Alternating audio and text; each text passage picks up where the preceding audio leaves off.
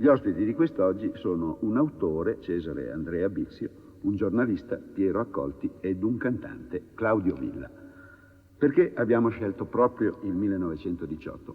Credo che la persona più qualificata per darci questa informazione, per puntualizzare questa data, sia proprio Cesare Andrea Bixio. Il 1918 è stato l'inizio, si può dire, della mia carriera. È nata con me un po' la storia della canzone. Che finalmente dice: qua c'è la canzone italiana, esatto, e c'è l'unità della canzone italiana. Perché? Si scrive in italiano, esatto, finalmente. Perché fino allora la canzone, diciamo, prodotta in Italia era quasi esclusivamente napoletana. Era rarissima la canzone in lingua italiana, tutt'al più ce n'era qualcuna che derivavano, che erano più romanze che canzoni. E poi che derivavano... le chansonnette francesi, no? Esatto. C'erano le canzoni piemontesi, le canzoni lombarde, quelle regionali. No, e come l'Italia fatta all'Invi, diventata nazione, c'erano gli stornellatori, ma la canzone ballabile veramente non c'era ancora scritta, che poi è venuta fuori la canzone italiana. Voi siete il tricolore, don Cesare, voi siete il tricolore. Sì, perché prima per questo tipo di canzoni, cioè canzoni ballabili, canzoni che si suonassero nei tabarén, che allora era uno, diciamo, dei modi anche di lancio della canzone, si usavano canzoni straniere, per lo più francesi, e si traducevano in italiano. Come faceva Gino Franzi. Come faceva Gino Franzi, che poi gli consigliai di fare delle canzoni italiane e non tradotte dal francese. Non tradotte dal francese. Poi, a parte ogni cosa, a parte le canzoni, il 1918 è stato il fulcro della varietà italiana. E c'erano le nuove leve, non so, Anna Fouget, Gabret. Sempre si sentiva il francese, Fouget. Non era tradotto. Fouget è del ritorno del greco, insomma. Non era stata ancora tradotta. Però io direi una cosa, approfittiamo del fatto che abbiamo fra noi quest'oggi appunto negli ospiti Claudio Villa per fargli cantare una canzone italiana del 1918. E che rimane ancora oggi la più bella voce una delle più belle. È una canzone celeberrima, la riconoscerete tutti. Grazie.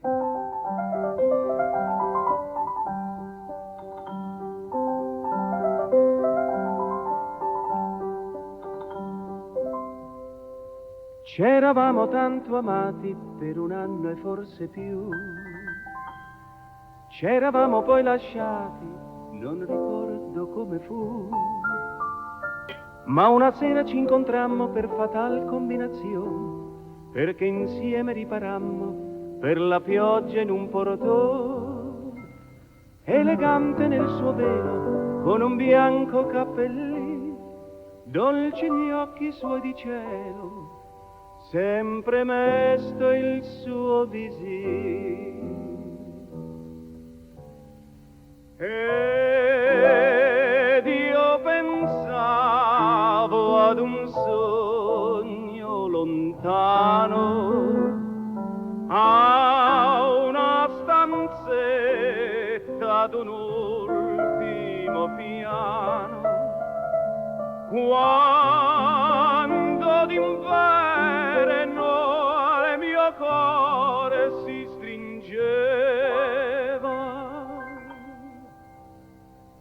come pioveva,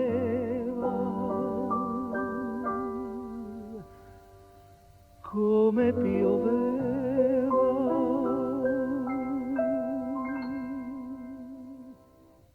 Era come pioveva. Come pioveva, questa bella canzone del mio amico Michele Testa, che in arte Armando Gillo. Armando Gil, che era non soltanto un autore, ma era anche un cantante. Cantante ed era anche un avvocato. Era anche un avvocato. Questo è un altro dei punti. Troppe cose. Erano pochi, però era una selezione, veramente. Pochi ma buoni. E i mezzi di comunicazione allora non erano quelli da adesso, è ovvio.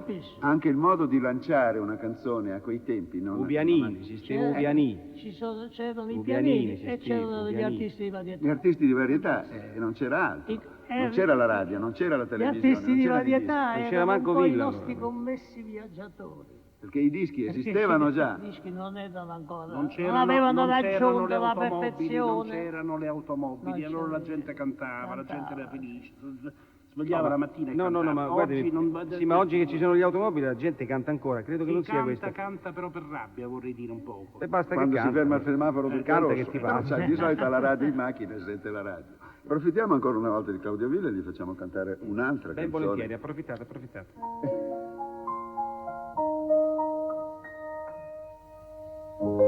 Son 30 giorni che vi voglio bene,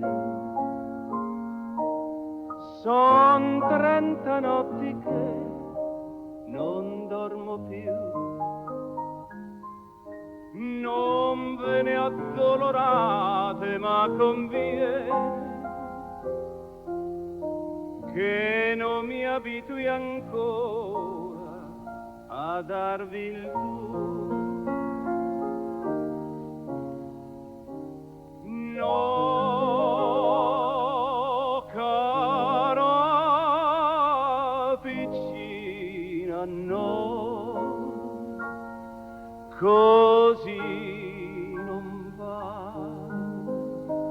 Diamo un addio all'amore, se nell'amore è l'infelicità.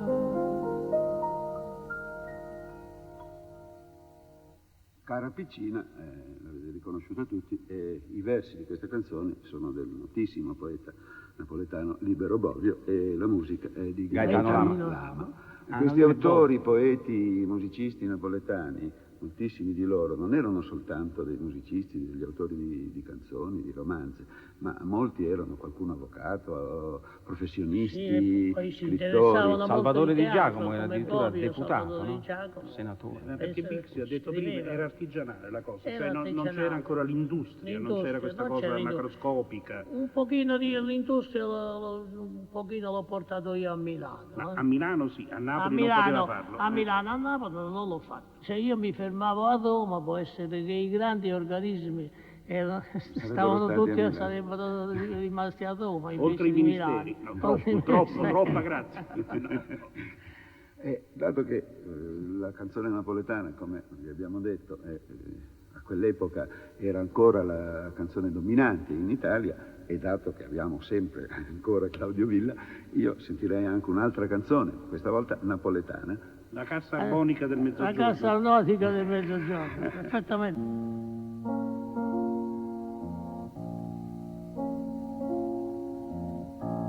Più verde de fronte stasera sollonne do mare. M'encanta me pare una barca si sperde per mietà stuperde. E i voghe fugano mi scordo do mondo Maria.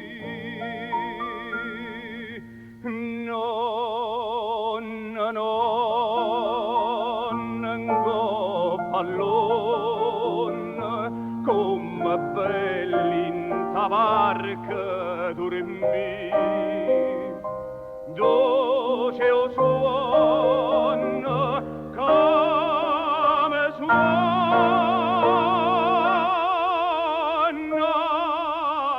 potesse e su un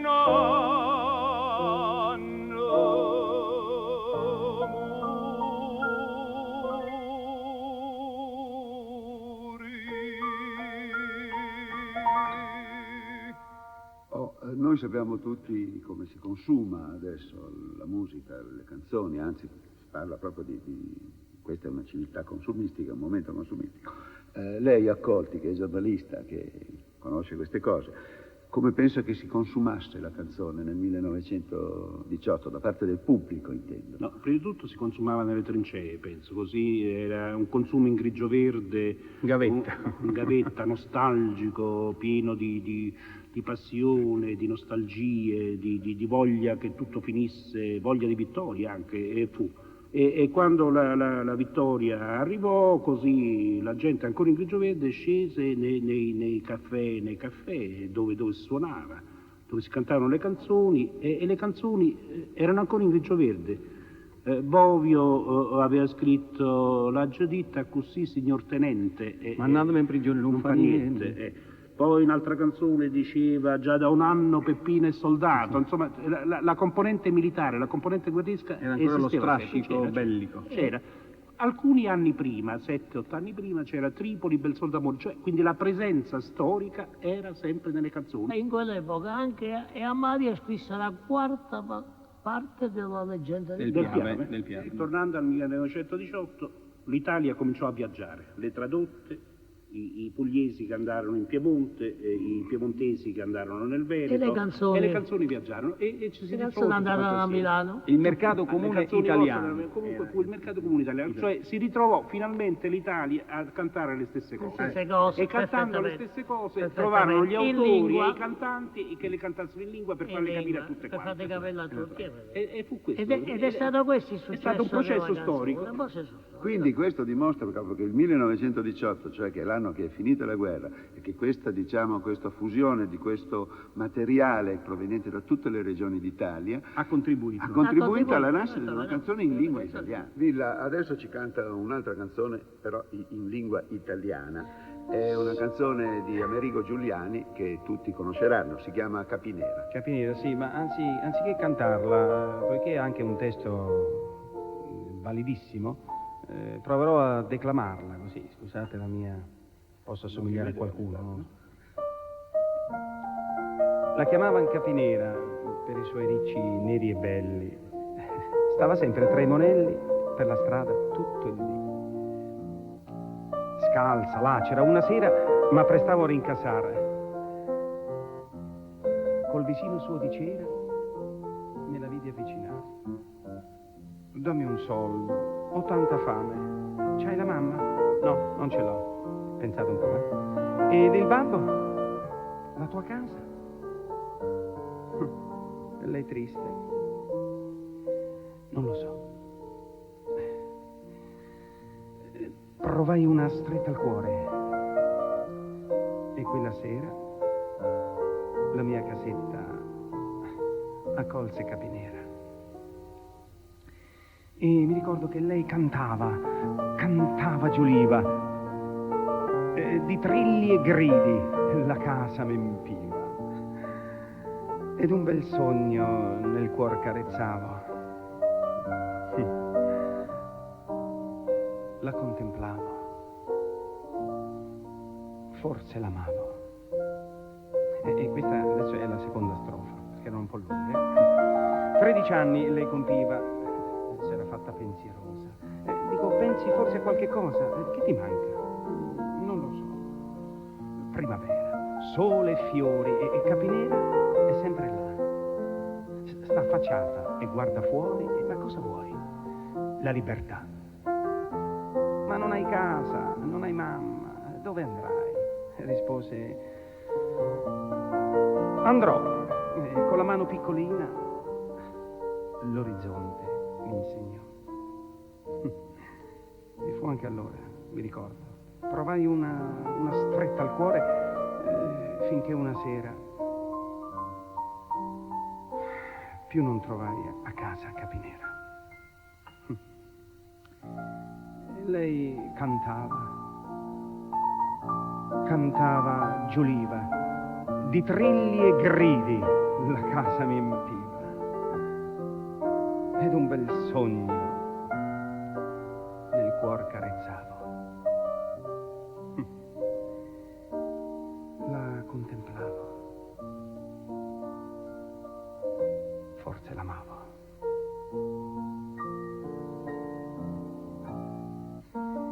Oh, poi c'è la terza strofa, perché dovete sapere come va a finire, una cosa un po' abbastanza seria. Adesso questa ve la provo a cantarla e poi di nuovo in mezzo ve la declamo ancora. Mi sono fatto prendere un po' dall'istinto dell'attore.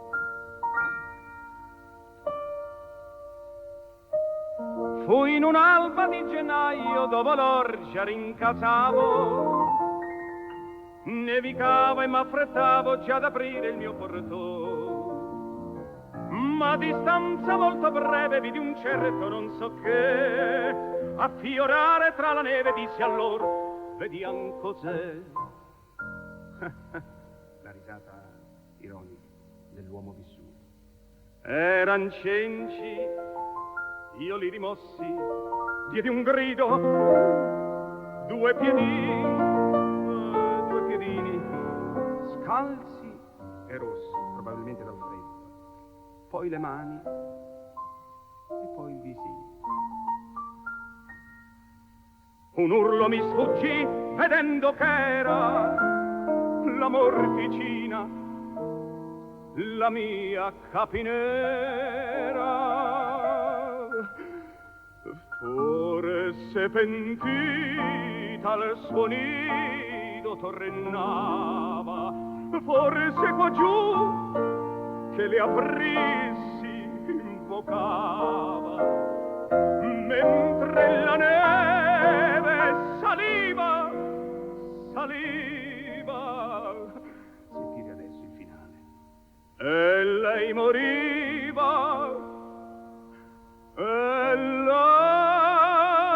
lei moriva.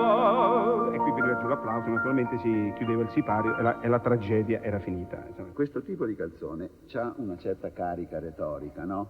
Anche la boema ha una carica retorica, non significa niente. Anche, Sì, però voglio dire una lo cosa, è giusto, Stone, ma sono valide. io l'ho fatto apposta, cioè Sì. io l'ho fatto apposta, e non l'ho fatto, non mi permetterei di prendere in giro quelli che sono stati i grandi interpreti, ma io conservo ancora dei dischi a casa mia dell'epoca e la cantavano così. Nonostante questo, la cosa funzionava. Certo. funzionava perché era anche l'epoca del bozzetto. Un grande artista faceva un bozzetto valido, un artista meno valido faceva un bozzetto ancora meno valido, cioè un uomo elegante può anche vestir male ed è sempre elegante.